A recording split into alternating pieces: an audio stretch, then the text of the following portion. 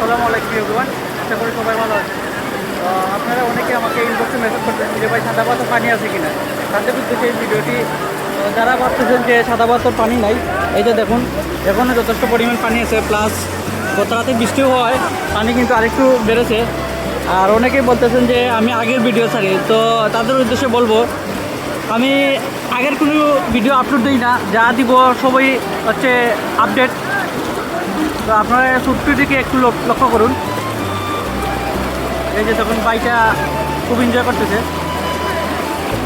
আর আজকে হচ্ছে 26শে মার্চ হওয়ায় অনেক পর্যটক সাদা পাথর আসছে এবং এনজয় করতেছে। এই যে দেখুন, একটু জুম দিয়ে দেখাই আপনাদেরকে। এদিকে প্রচুর পর্যটক, ওইদিকেও প্রচুর পর্যটক।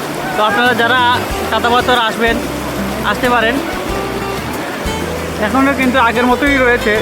তো যারা ভাবতেছেন যে সাদা পাথরের সৌন্দর্য নাই, তাদের উদ্দেশ্যে বলবো যে আপনারা ঘরে না বসে থেকে বাইরে হয়ে আসুন, দেখুন সাদা পাথর।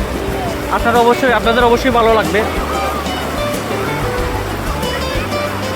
আর আরেকটা জিনিস আপনাদেরকে বলবো, যারা সাদা পাথরের লোকেশন জানেন না, তাদের উদ্দেশ্যে আবার বলে যাই, এটি হচ্ছে সিলেট কোম্পানিগঞ্জ উপজেলার গোলাগঞ্জ গ্রামে অবস্থিত।